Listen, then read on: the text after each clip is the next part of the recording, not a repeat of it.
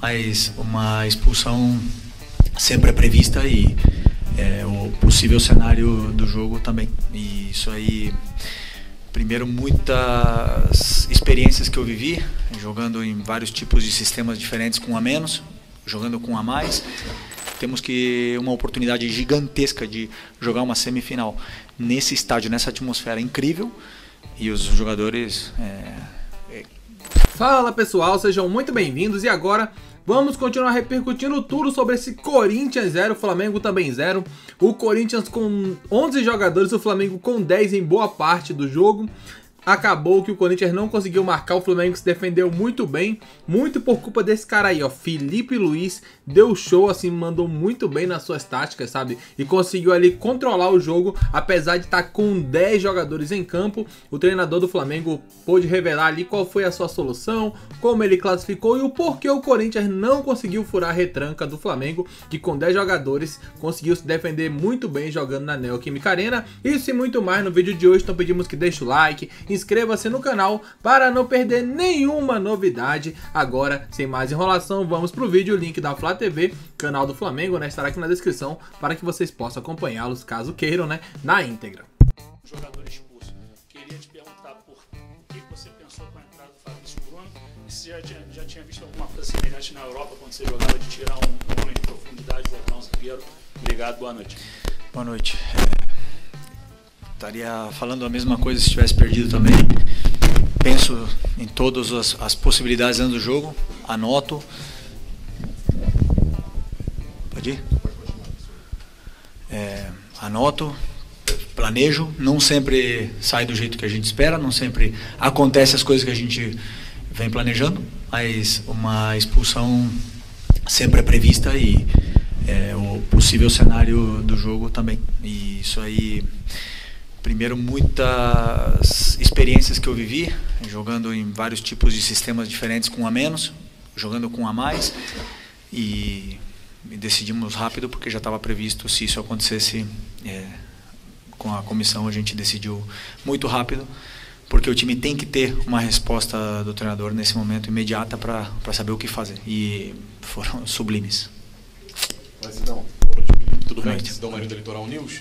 Queria que você falasse um pouco do seu sentimento ali na hora da expulsão do Bruno Henrique. Foi um pensamento muito rápido, até parabéns por isso. Você leu muito bem o jogo na minha visão.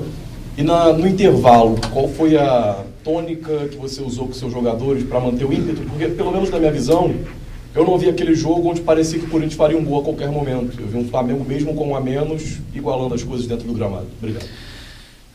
A expulsão do Bruno foi uma pena, porque para mim era o melhor jogador em campo até o momento. Estava sendo um perigo constante pelo lado do Mateuzinho. Estava atacando bem, estava defendendo, estava correndo o que mais. E obviamente um jogador desse calibre tão importante, perdê-lo, não só perder ele e ficar com a menos é um golpe importante para a equipe, mas eu tenho uma equipe, um grupo de homens fantásticos que tenho que exaltar. O que eles fizeram hoje no campo, o que eles correram, o que eles se doaram é louvável. Mesmo se tivesse vindo aqui com outro resultado, eu teria falado a mesma coisa. Eu estou muito orgulhoso do time que eu tenho, da equipe que eu tenho na mão. Conheço esse grupo, já falei como ninguém, e sei perfeitamente a fome e a ambição que esse grupo tem de ser campeão e de ganhar. E eu sou, como falei também nas outras vezes, sou um privilegiado de poder liderar esse grupo. Eu achei interessante um ponto aqui, para não atrapalhar muito a entrevista, né? Ele falou que tinha planejado ali, caso acontecesse alguma coisa, uma expulsão, né? Então por isso que ele mudou rapidamente. Que foi uma discussão muito grande feita ali por boa parte da torcida do Corinthians, né? Que quando o Corinthians tá com a mais, o técnico não mudou, não trocou, não tirou um volante, continuou ali com os 2 volantes de marcação. E o Flamengo foi se adequando, né? Foi se encontrando no jogo com o jogador a menos. Já que o Felipe Luiz acabou mudando, já o Ramon Dias não fez o mesmo. Felipe, Raíza Simplício aqui da Gol Brasil.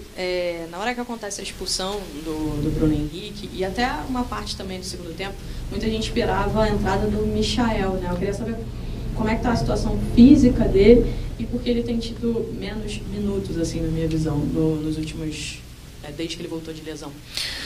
Michael, jogador importantíssimo para mim, um jogador determinante, tem gol, tem 1 contra 1, tem drible, tem tudo que um extremo deve ter. Adoro ele, joguei com ele, fui muito feliz do lado dele. E teve uma lesão muito grave, muito grande. E ainda está recuperando o seu melhor momento de forma. E era uma troca certa hoje, o Michael era uma troca certa. Porém, e a segunda depois com a lesão do Nico, me deixou só com mais uma parada, né? Então eu tive que segurar o máximo possível essa parada, por se alguém não aguentasse até o final, porque estava correndo muito, por se alguém tivesse mais uma lesão, e eu tive que aguentar a última troca, que foi o Plata, até o final. Então o Michael não entrou por um motivo tático hoje, mas é um jogador que vai ter os minutos praticamente todos os jogos, porque, como eu te falei, um jogador muito importante, e eu quero ter a melhor versão dele o mais rápido possível, e estou fazendo de tudo por ele e por todos. Felipe, Isaac, Flavois. Felipe, há muito tempo que o Flamengo não consegue desempenhar um papel de conseguir segurar um jogo, de conseguir segurar o emocional. A gente viu isso aí em outras competições saindo, não conseguindo segurar dessa maneira.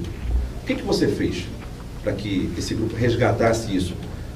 Se jogar segurando o jogo, sem aquela catimba que a gente conhece no futebol sul-americano, mas jogando com cabeça, com consciência, você vê no olhar dos jogadores, da postura deles, que estavam realmente ali jogando, deixando o Corinthians correr atrás e o Flamengo jogando para poder conseguir o resultado. Primeiro de tudo, um grupo que cria jogadores grandes, jogadores gigantes, que crescem nesses momentos, nos grandes clássicos, nos jogos mais importantes, em finais, são jogadores que são decisivos. Eu tenho um grupo de jogadores decisivos.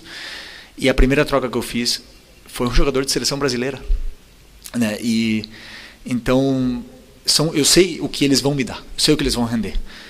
Então, assim, simplesmente eles têm que continuar acreditando neles. Eu não tenho feito muito mais do que dar soluções táticas, porque eu sei do que esse grupo quer, eu sei o tanto que esse grupo quer ganhar.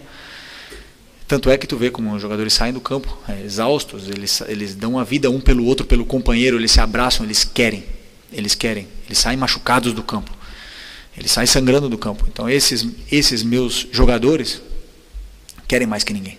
Então quando não conseguem atingir o objetivo, abala, claro que abala. Porque jogar no Flamengo, o maior time para mim do Brasil e um dos maiores do mundo, você quer botar a sua foto na parede, quer fazer história. E quando não consegue, dói. A gente quer fazer história aqui. Felipe, Rodrigo Cerqueira, Globo. Durante o primeiro tempo, eu observei que o Rossi foi algumas vezes conversar com você, no segundo tempo já o Davi Luiz. Como é que é essa relação também com os mais experientes? Porque você sempre foi muito falado por ser um técnico dentro de campo, ajudar taticamente, treinadores e companheiros. Como é que é essa relação também desses mais experientes que você está tendo agora, de te auxiliar de algum certo modo, conversar sobre características do jogo, talvez até mudanças, enfim? Então, eu, antes do jogo, estudo, faço uma leitura ofensiva, defensiva, todas as fases do jogo, e tomo as minhas decisões, mas eu deixei bem claro para eles, né? Porque eu preciso não é da opinião, senão do que eles estão sentindo, porque eu preciso dar para os jogadores as soluções segundo também a cabeça deles, do que eles querem, o que eles pensam, para a gente poder chegar num termo bom. E eu tenho conversado muito com o Davi tem me apoiado bastante nisso, me dando bastante feedback do que o grupo sente muitas vezes. E não só ele, senão os capitães todos vêm me ajudando muito nesse papel, para depois a decisão ela é minha, a decisão de como a gente vai jogar, quem vai para o campo, quem é titular, quem é reserva, o sistema que a gente vai jogar, a estrutura, as mudanças táticas, os planos de jogo, tudo sou eu. Então a responsabilidade é minha, mas eu gosto de saber, por exemplo, o Rossi, que fale para mim o que eles estão sentindo, o que precisa naquele campo, porque muitas vezes o treinador não vê tudo, né? Então, por mais que a gente tenha uma comissão, uma equipe gigante, mas é bom saber a sensação do jogador. Felipe, boa noite. Boa noite. Essa tosse está brava também, turma.